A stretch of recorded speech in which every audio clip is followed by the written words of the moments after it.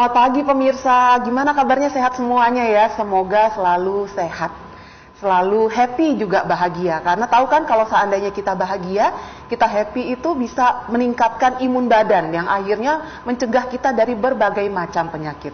Senang sekali pada pagi hari ini Alia Renomas nih kembali hadir di Sehat Pagi. Bagaimana buat para wanita? Kalau sekarang ini, kemarin ya pemirsa, saya mau cerita sedikit. Kemarin itu sempat lihat story sosial media dari beberapa teman-teman saya. Akhir-akhir ini banyak banget ya wanita yang mungkin saya nggak ngerti apakah merasa insecure atau mungkin istilahnya itu ingin mempercantik diri dengan cara operasi. Kebanyakan tuh operasi hidung loh pemirsa. Sampai suami saya tuh bertanya ke saya, kenapa ya akhir-akhir ini kok banyak banget orang-orang yang operasi hidung? Ya nggak apa-apa lah, namanya juga pengen tampil cantik ya kan. Apalagi kalau seandainya sudah punya pasangan, pengen tampil cantik dong depan pasangan. Tapi berbicara tentang bedah plastik pemirsa, kalau seandainya zaman sekarang kita suka taunya itu adalah bedah plastik untuk estetika. Tapi apakah betul bedah plastik itu hanya untuk estetika saja? Pada pagi hari ini sudah hadir bersama dengan Alia Renomas, ya, sudah hadir Dr. Sananto. Beliau adalah spesialis bedah plastik. Dan bersama dengan Dr. Sananto nanti kita akan tanya-tanya lebih lanjut nih tentang bedah plastik apa memang benar untuk estetika saja. Kita sapa dulu nih Dr. Sananto pada pagi hari ini pemirsa. Halo Dr. Sananto. Selamat pagi. Pagi dok. Ya. Gimana kabarnya dokter? Alhamdulillah sehat. Alhamdulillah sehat ya dok ya. Semoga selalu sehat ya dokter. Amin ya. Dok, kan pada pagi hari ini kita membahas apakah operasi bedah plastik hanya untuk estetika. Seperti yang kita tahu pemirsa, saya juga tahu biasanya operasi bedah plastik itu memang hanya untuk estetika ya, mempercantik wajah atau mungkin istilahnya membentuk badan. Katanya ada lagi tuh operasi plastik untuk di badan, ada lagi tuh untuk membentuk pinggang atau membentuk tubuh lah, istilahnya seperti itu. Tapi kita bertanya dulu nih ke Dr. Sananto, gimana dok? Apakah operasi bedah plastik ini hanya untuk estetika saja atau bagaimana nih dokter? Ya.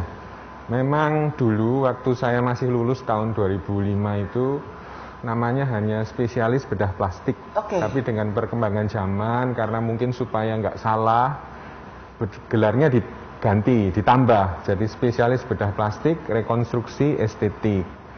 Jadi meliputi dua wilayah. Rekonstruksi itu misalnya kelainan sejak lahir, yang sumbing, yang tangannya gandeng, sindaktili, yang tangannya kelebihan gitu, terus luka bakar, luka yang kronis, luka diabetes, itu semua termasuk rekonstruksi.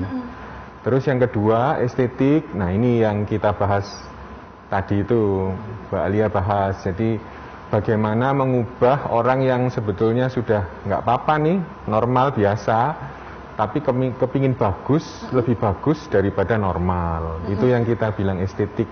Jadi gampangnya kalau rekonstruksi itu orang yang nggak normal, kepingin normal. Kalau estetik udah normal, kepingin lebih baik daripada normal. Kira-kira gitu. Ada dua jenis itu ya dok ya. Jadi sebenarnya bedah plastik itu bisa untuk rekonstruksi juga pemirsa, bukan hanya tentang estetik saja gitu. Kalau seandainya selama ini pemirsa sering melihat ya, mungkin dari sosial media, wah saya sih taunya itu bedah plastik cuma untuk estetika saja. Ternyata ada juga untuk rekonstruksi. Dok, tapi dari antara estetika dengan rekonstruksi itu sebenarnya yang paling banyak itu kasusnya bagian mana ya dok? Kalau pengalaman saya sejak jadi ahli bedah plastik ya, jadi sudah berapa sekarang? 2005, 16 tahun ya.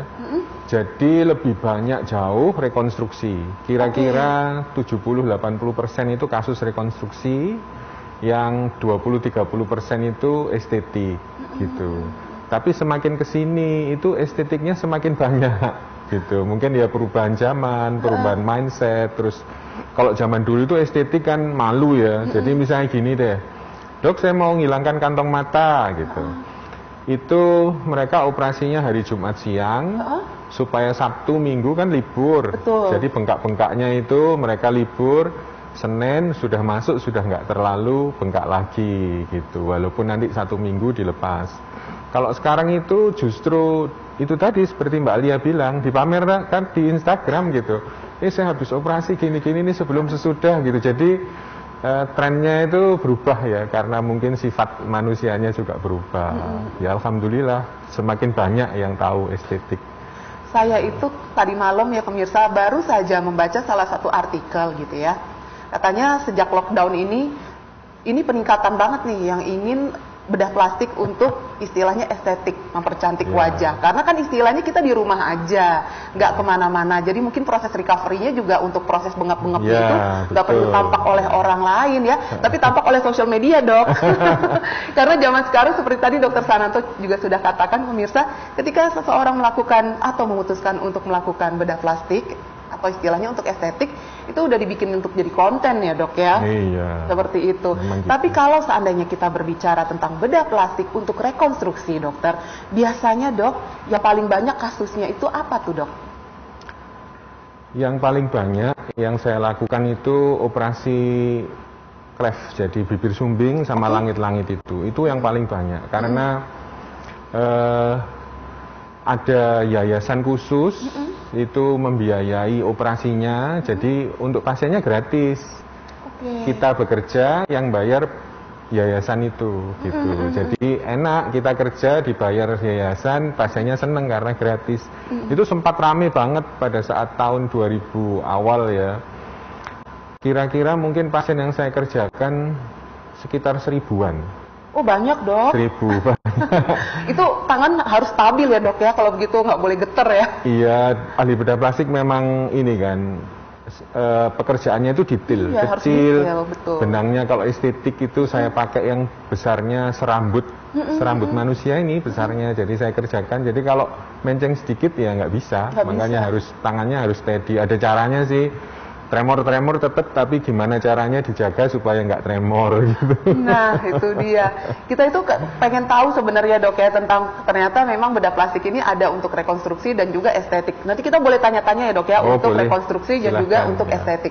Mungkin pemirsa di rumah banyak sekali pertanyaan. Bebas mau bertanya apapun ya seputar bedah estetik kepada Dokter Sananto. Kami harus jeda sejenak, pemirsa, jangan kemana-mana, tetap di Sehat Pagi.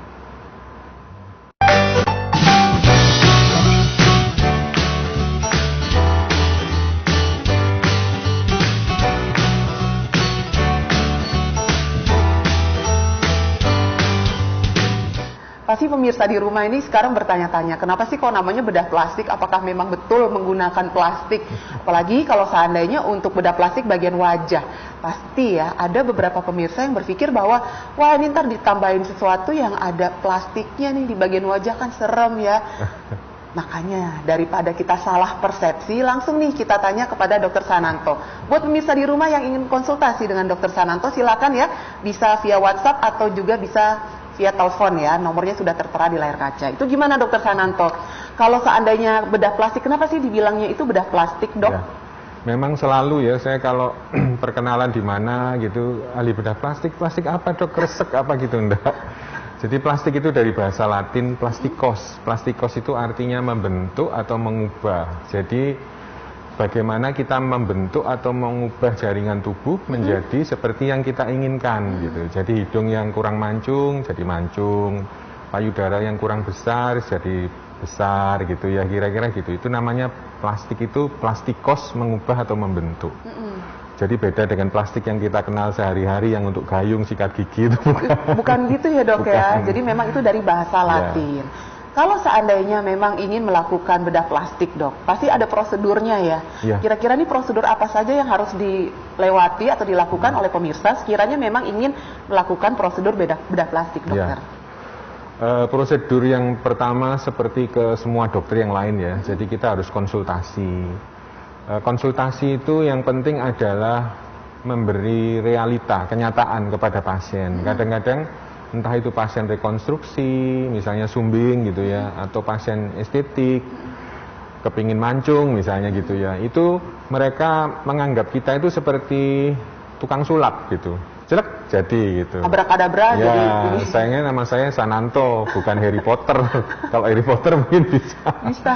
Jadi cuman ekspektasinya mereka itu beda. Kalau yang rekonstruksi itu misalnya ada perbaikan lebih baik gitu, mereka sudah seneng gitu. Kalau estetik itu kalau nggak sempurna mereka kecewa gitu. Kadang-kadang itu yang kita harus masukkan. Nah itu pada saat konsultasi itu makanya lama. Waktu saya bekerja di Singapura itu konsultasinya itu ada jamnya. Jadi kayak parkir progresif gitu. 2 jam pertama berapa, nambah-nambah. Kalau di sini enggak satu-satu. Ya, mau flat ya, tarif flat ya, Dok? Ya, di Rumah Sakit Manyar Medical misalnya saya praktek jam 6, konsultasi sampai tutup jam 8, tetap tarifnya 1. Flat pokoknya. Flat, ya. Cuman pasien yang lain pasti lama sekali, Dok, gitu. Nomor 1 konsultasi. Dalam konsultasi itu kita masukkan bahwa misalnya gini deh, dia orang Jawa, wajahnya bulat-bulat, kepingin mancung seperti orang Arab. Itu harus saya beritahu bahwa nggak bakal pantas gitu. Hidung yang mancung lancip dengan wajah Jawanya itu nggak akan masuk gitu. Jadi aneh, orang pasti kalau ketemu dia, ini pasti bikinan ini hidungnya. Kelihatan palsu gitu ya, Dok. Kalau Mbak Alia ini kan wajahnya lancip-lancip, tajam, mungkin orang Sumatera Barat ya. Seperti orang Barat memang. Jadi ras Kaukasian itu modelnya atau Arab itu panjang-panjang memang. Jadi tulang pipinya semua beda dengan orang Jawa. Nah itu sering saya terangkan. Jadi kita mancungkan hidung itu nggak cuma supaya hidungnya tambah panjang, nggak gitu aja, tapi bagaimana mancung tetap kelihatan alami. Jadi misalnya orang yang sudah saya operasi itu kenalan sama orang yang nggak pernah kenal gitu ya, mereka pasti nggak nyadar kalau itu sudah dioperasi gitu. Kan ada beberapa nih, wah hidungnya ini mencurigakan gitu ya. Bukan gerak-geriknya yang mencurigakan ya, Dok, tapi hidungnya. Tapi ada juga orang yang nyantai aja, oh memang ini operasi gitu ya. Beda lagi kalau gitu. Cuman kan terkadang ada beberapa orang yang ketika mereka sudah menjalankan prosedur untuk bedah plastik, pemirsa, apalagi mempercantik wajah di bagian hidung, kita tanya, kamu operasi ya? Enggak, ini udah cantik dari sananya gitu ya, Dok ya. Jadi nggak mau kelihatan palsu-palsu banget. Nah mumpung kita lagi membahas tentang operasi hidung nih, Dok. Katanya ada beberapa orang juga yang mengatakan jika sudah melakukan operasi hidung itu nggak bisa digoyang-goyangin, Dok. Terus kalau seandainya hasil operasinya itu untuk estetik ya di bagian hidung itu tidak sesuai dengan keinginan, bisa direvisi lagi. Itu apakah betul, Dokter Sananto? Nah itu gimana, Dok? Operasi hidung itu sekarang memang lagi lagi ngetren ya. Mungkin karena sosial media dan lain sebagainya. Terus kita sebetulnya ada beberapa cara untuk memancungkan hidung itu tergantung seberapa banyak kita bisa memancungkan hidung itu. Kalau cuma butuh segini, biasanya saya pakai silikon implan. Silikon implan itu seperti karet penghapus modelnya, tapi sudah dibentuk sesuai dengan apa yang dokter inginkan. Itu mungkin ada 150 model gitu. Tinggal saya nanti ngitung, orang ini hidungnya seperti ini, butuh seperti ini, saya pesan, oh ini seperti ini gitu. Jadi sudah fabricated istilahnya, sudah jadi tinggal pakai. Terus kalau misalnya itu ada keterbatasannya, nanti terlalu panjang kalau saya ceritakan. Intinya kalau bisa silikon, saya pakai silikon padat. Kalau ternyata nggak bisa, perlu dibantu dengan tulang, itu saya bisa ambil dari tulang telinga, tulang rawan telinga diambil dikit, atau dari tulang iga. Itu tergantung indikasi masing-masing. Jadi nggak semua pakai tulang iga, nggak semua pakai silikon, atau bahkan ada yang digabung dengan silikon dan tulang iga. Terus masalah awet ya, silikon itu sebetulnya sudah dirancang, nomor 1 lebih kuat dari jaringan tubuh, nomor 2 seumur hidup. Jadi misalnya ini habis mancungkan hidung terus jatuh gitu ya, yang patah ya tulang hidungnya, bukan silikonnya gitu. Terus kapan itu ada silikon implan payudara ya di YouTube apa di mana ya? Di sosial media pokoknya itu. Naik pesawat terus meledak gitu.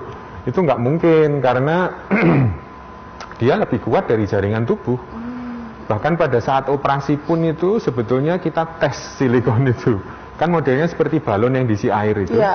Jadi kita buka untuk masukkan itu, bukaannya itu kecil, standarnya 4 cm. 4 cm itu berapa ya, segini mungkin, padahal barangnya itu segini. Jadi kita harus peres silikon yang kayak balon berisi air itu sampai dia masuk dan mengembang di dalam. Sehingga kalau dia bahannya nggak kuat, pasti pada saat masukkan itu dia udah pecah. Gitu. Kalau dia kuat, ya memang harusnya kuat. Gitu. Seperti itu, oke. Dok, kita baca dulu ya WhatsApp yang sudah masuk pada pagi hari ini. Buat pemirsa di rumah yang ingin berkonsultasi dengan Dr. Sananto seputar bedah plastik, karena memang bedah plastik ini tidak melulu hanya untuk estetik ya. Boleh silakan via WhatsApp atau juga via telepon. Nah, kita bacakan dulu nih ya dok ya. Selamat pagi dokter.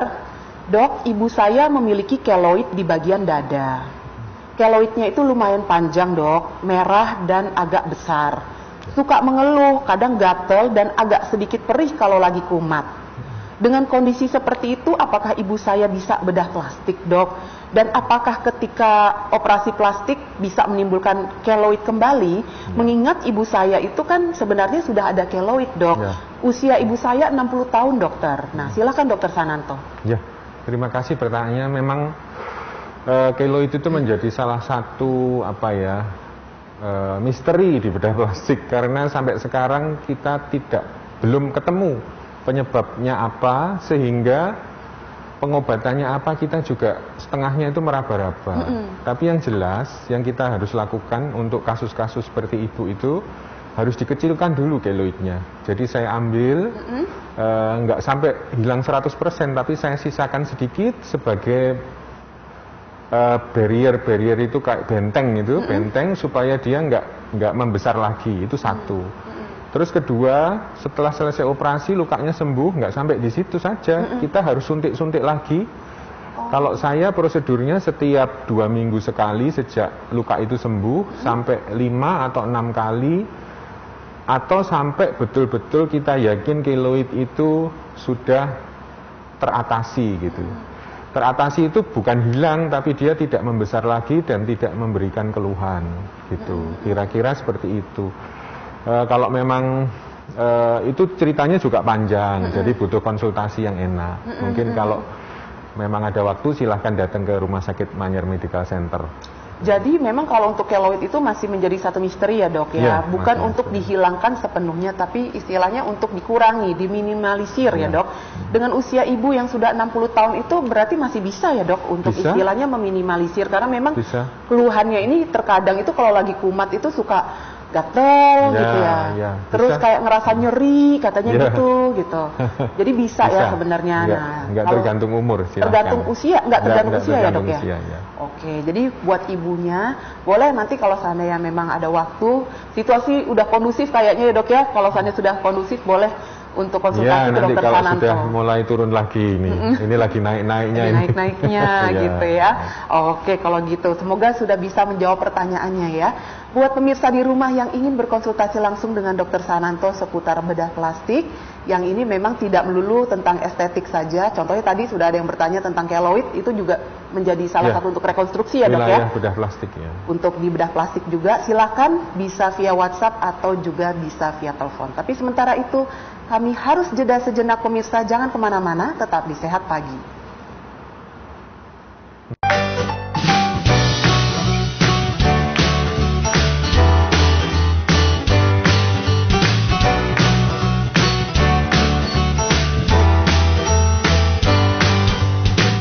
Terima kasih buat pemirsa yang masih stay tune di acara Sehat Pagi, masih bersama dengan saya Ali Renomas pemirsa, dan juga ada Dr. Sananto, beliau adalah dokter spesialis bedah plastik.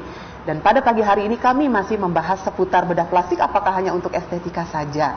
Nah, sekarang kita bertanya lagi nih kepada Dr. Sananto, dok, mungkin ada nggak sih dok sekiranya kondisi-kondisi medis yang membutuhkan untuk bedah plastik dalam waktu cepat gitu ya, kan istilahnya kalau seandainya mungkin kayak eksiden atau apa gitu ya. Kondisi-kondisi medis apa saja nih yang membutuhkan bedah plastik, dok? Yang paling sering saya dipanggil ke rumah sakit jam 2 pagi, jam 3 pagi gitu, atau jam 4 pagi itu adalah kecelakaan, jatuh, wajahnya sobek, takut kalau hasilnya jelek dengan dokter umum yang di UGD, akhirnya saya dipanggil. Itu yang emergensi, karena luka itu kan ada masa terbaik untuk memperbaikinya. Kita bilang itu golden period, golden emas ya, periode emas itu dimana kita bisa melakukan tindakan dengan hasil terbaik. Itu kira-kira 8 jam setelah kejadian sampai 8 jam itu saat yang terbaik. Itu yang emergensi. Terus yang kedua, kalau bedah plastik itu luka bakar. Luka bakar itu juga emergensi karena dia trauma yang besar yang bisa menimbulkan komplikasi yang lain sehingga harus segera ditangani pada saat awal gitu. Istilahnya kita itu fase akut gitu. Fase akut itu dua itu terutama yang paling sering. Tapi yang betul-betul segera itu yang tadi itu luka. Kalau luka bakar kan masih kita bisa telepon gini kan nanti saya lihat gitu. Jadi masih ada waktu untuk dokter bedah plastiknya mandi gitu. Kalau yang emergensi itu kadang-kadang bangun tidur seret berangkat, itu cuci muka berangkat gitu. Udah nggak bisa ini itu dulu ya dok ya, harus langsung berangkat ya. Tapi kalau seandainya kita berbicara tentang batasan usia dok, untuk seseorang melakukan atau memutuskan bedah plastik ya. Mungkin dalam segi estetik dulu nih dok, ada nggak sekiranya batasan usia? Batasan usia itu sebetulnya sangat relatif ya, karena tiap-tiap usia itu punya tantangan sendiri. Gitu. Jadi kayak kantong mata, lipetan mata, itu kan dengan usia dia timbul. Muda kan nggak ada orang punya kantong, ada beberapa kantong matanya memang genetik ya, memang dari keturunannya seperti itu. Cuma rata-rata kan umur 45 ke atas lah atau 40-an lah yang operasi kantong mata. Itu kita kerjakan ya karena itu. Karena kalau kelamaan, jadi misalnya dia umur 60 terus baru kepingin operasi kantong mata atau 55 baru kepingin operasi kantong mata, hasilnya nggak akan sebagus pada saat dia awal-awal timbul kantong mata gitu kira-kira. Terus kalau yang mengubah, jadi misalnya mancungkan hidung, itu sebaiknya muda usianya. Tapi jangan justru sebaiknya di usia muda ya, terlalu muda. Jadi usia dewasa kan ya, 20-20an lah. Itu kita udah boleh itu ya di usia 20-an. Paling bagus hasilnya gitu. Kalau usia tua kan anggaplah umur 40 baru kepingin mancungkan hidung. Bisa-bisa, cuma tidak sebagus kalau dikerjakan pada saat dia muda. Karena jaringannya kan masih kenceng, kulitnya masih halus, masih elastis gitu. Jadi hasilnya pasti lebih bagus. Gitu. Jadi kalau untuk estetik bagian hidung itu justru memang lebih muda, lebih bagus ya dok ya di usia 20 tahunan. Hasilnya. Karena memang selama ini ya pemirsa pasti pernah deh nyinyirin gitu ya, kalau seandainya ada teman atau mungkin ada selebgram atau artis yang memutuskan operasi hidung di usia muda. Kita kan suka nyinyir ya, kadangnya netizen biasa bilangnya, ih masih muda aja udah mikirnya operasi plastik kayak gitu, operasi hidung gitu, gimana nanti dia tambah berusia, tambah tua, wah macem-macem tuh nanti. Kalau seandainya yang minta dioperasi ini itu ternyata dari penjelasan dokter Sananto pemirsa, kalau untuk operasi hidung itu dilakukan di usia muda itu justru lebih baik. Karena memang untuk jaringan kulitnya lebih bagus ya dok ya, dibanding ketika memang dilakukan di usia sudah tua gitu. Tapi dok ada yang bilang katanya kalau operasi plastik itu adiktif, bener nggak sih dok? Kalau udah satu kali operasi bagian wajah atau apa gitu pengennya nambah lagi, itu bener nggak sih dok? Ada beberapa pasien seperti itu, cuman kita harus sangat teliti ya. Oh ya, nambahin tadi itu yang hidung itu ya, operasi hidung muda. Saya pernah dengar di Korea itu hadiah ulang tahun 17 itu operasi plastik. Betul gitu. Itu dok? Betul. Ya memang betul. Ada yang kepingin dibikin kelopak mata, ada yang dibikin mancung gitu. Jadi orang Korea itu memang adiktif dikit kali ya. Nah ini berhubungan dengan adiktif kita. Memang gini kan, misalnya orang kelihatan dengan operasi hidung kelihatan jauh lebih cantik gitu ya. Otomatis dia kepingin lagi apa lagi yang jadi lebih cantik dari ini gitu.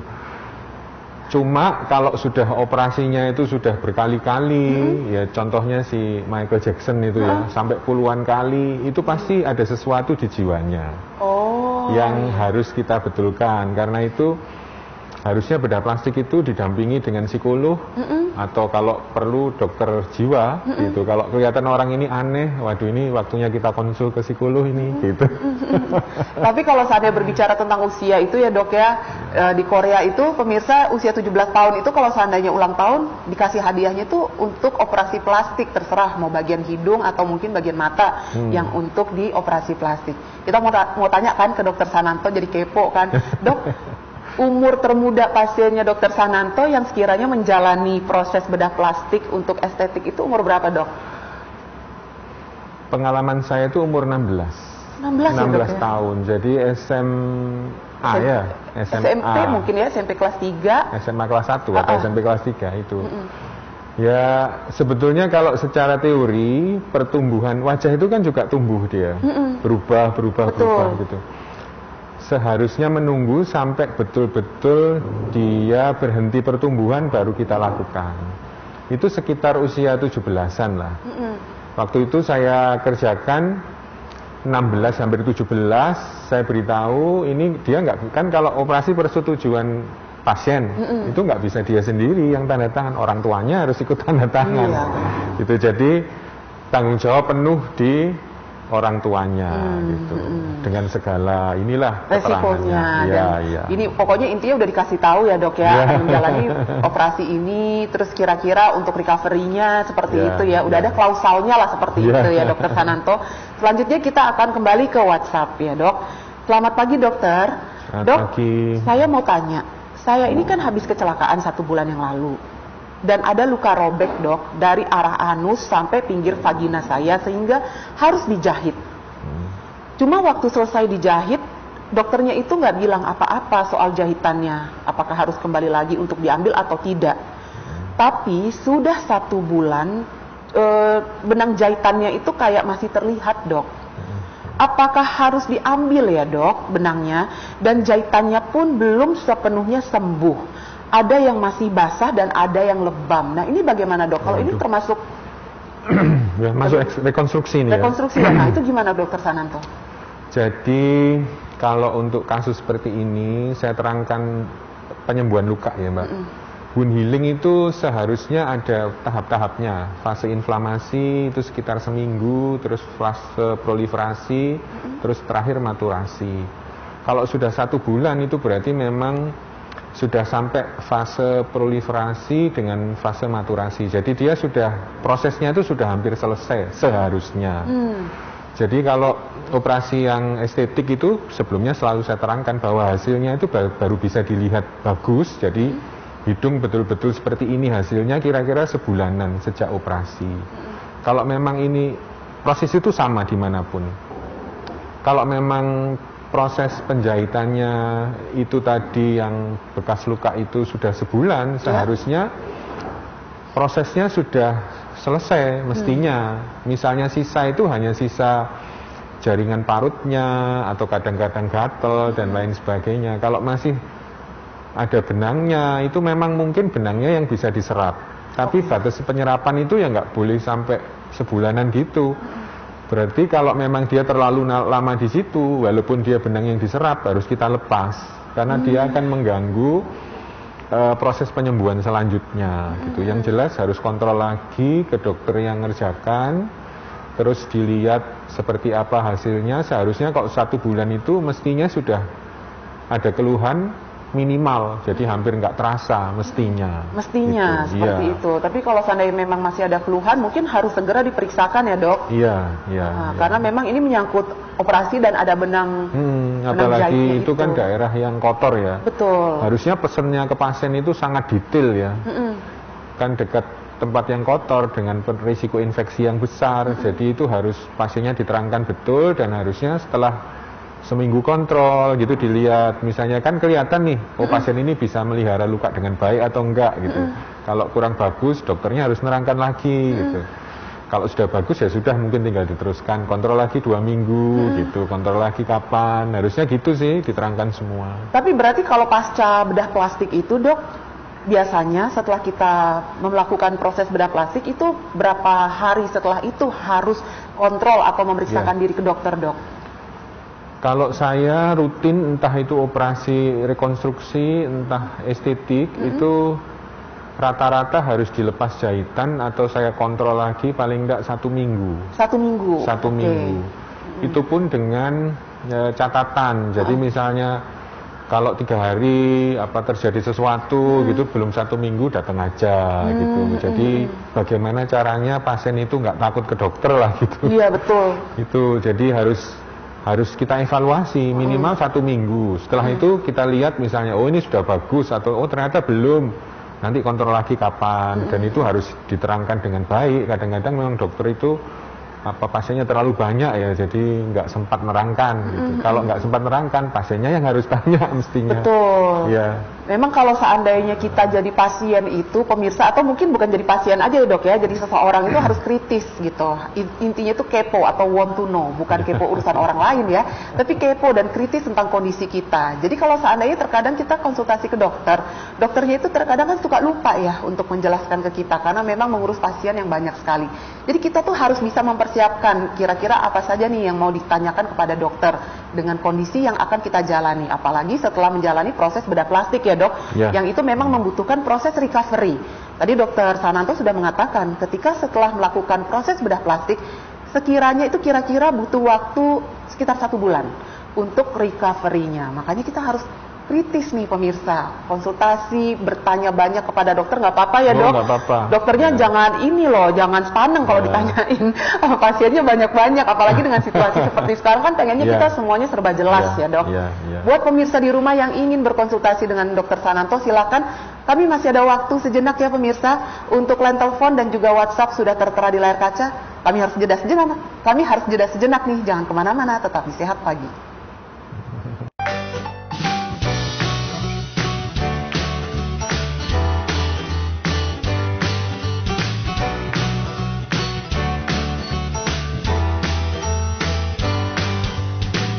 Yang namanya satu tindakan pemirsa, pasti ada resikonya. Nih pasti pemirsa di rumah bertanya-tanya dari tadi, nanya-nanya tentang bedah plastik, kok nggak ada bertanya tentang resikonya ya gitu. Pasti ada resikonya ya kayaknya ya kalau seandainya kita memutuskan untuk melakukan bedah plastik. Apakah itu untuk rekonstruksi atau juga untuk estetik? Langsung kita tanya dulu ke dokter Sananto nih, bagaimana dok untuk resikonya ketika kita memutuskan untuk menjalani prosedur bedah plastik? Iya. Semua tindakan itu kan selalu ada risikonya ya. Nah, apalagi operasi. Operasi itu kan melukai, terus selesai dilukai, diperbaiki, dijahit lagi gitu-gitu. Pasti risikonya lebih besar daripada sekedar ngasih obat gitu. Kalau penyakit dalam kan cuma ngasih obat. Kalau bedah itu pasti ada bedahnya. Risikonya pasti lebih besar. Yeah. Nah itu kita bisa meminimalisir bagaimana risiko itu menjadi sekecil mungkin dengan komunikasi yang baik dengan pasien, terus kita juga melakukan prosedur sesuai dengan operasi SOP ya, standar operating procedure itu kita harus turuti betul sehingga risikonya itu minimal. Toh walaupun kita sudah usahakan, risiko itu bisa aja tetap terjadi kalau sial gitulah. Jadi misalnya gini deh, operasi yang sederhana kantong mata gitu. Itu mestinya operasinya sederhana, cepat, kira-kira 1,5 jam selesai. Terus penyembuhannya kira-kira 1 minggu dengan bengkak, dengan apa-apa gitu ya. Tapi tetap kita beritahu bahwa risikonya adalah lebam gitu. Kadang-kadang di orang-orang tertentu itu walaupun operasinya sekedar kantong mata itu bengkaknya sampai kesini terus biru-biru. Nah itu kalau gitu itu namanya memang apa ya, kalau saya boleh bilang sial ya gitu. Cuman ada beberapa orang yang bakat seperti itu. Jadi misalnya dia capek gitu ya, capek nggak kena apa-apa, pahanya biru, lengannya biru. Ada dok kayak ada. Gitu. Nah itu orang seperti itu cenderung nanti kalau operasi dia biru-biru juga. Jadi selalu saya tanyakan, kalau capek sering biru nggak? Oh iya dok, waduh ini berarti harus saya terangkan gitu. Kalau biru-biru itu bisa bertahan sekitar 2 minggu. Jadi walaupun bengkaknya hilang, sudah bagus, tapi birunya itu masih ada gitu. Itu bisa.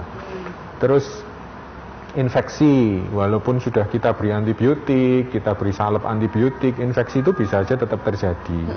Karena itu pasiennya dipesan macam-macam ya. Jadi biasanya kalau habis operasi itu saya suruh istirahat 24 jam, betul-betul tiduran, nggak kemana-mana kecuali ke kamar mandi sama makan. Kalau bisa makan aja di tempat tidur, itu 24 jam pertama. Supaya perdarahannya minimal, sehingga bengkaknya minimal, nanti penyembuhannya lebih cepat dan hasilnya lebih bagus. Itu harus saya tekankan. Itu pun kadang-kadang pasien itu dablek ya, karena dia merasa, aduh nggak apa-apa, nggak sakit operasinya, gini gitu kan. Memang kan saya kalau operasi itu saya pakai jarum yang paling, kan lokal anestesi nih disuntik.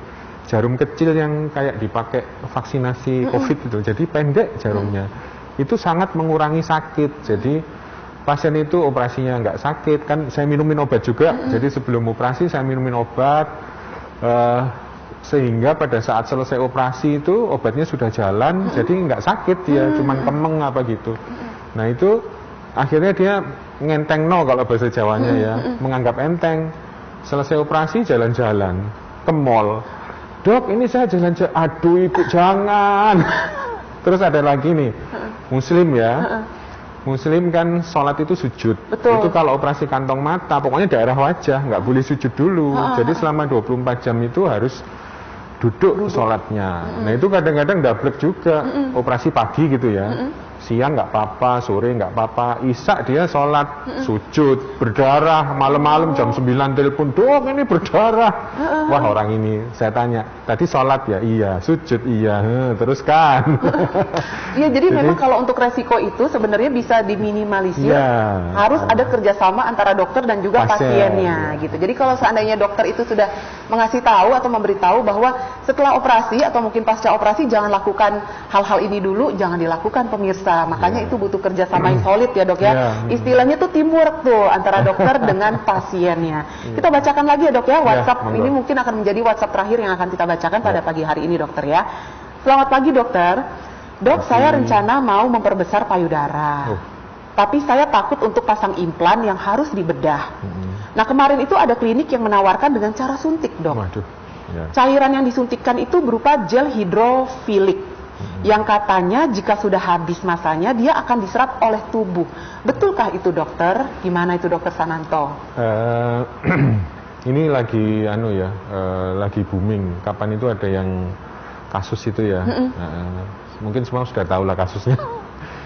Jadi memang ada zaman dulu itu membesarkan payudara dengan injeksi. Dokter bedah plastik pun bisa melakukan itu tapi dengan lemak. Jadi lemak yang anggaplah disedot dari perut gitu ya, kita taruh di payudara. Kembali lagi semua itu ada kurang lebihnya. Kalau lemak kita suntikkan, saya nggak tahu yang hidrofilik tadi itu. Yang jelas kalau yang melakukan bukan dokter di rumah sakit sebaiknya jangan. Karena semua tindakan itu standar sterilitas itu nomor 1 gitu.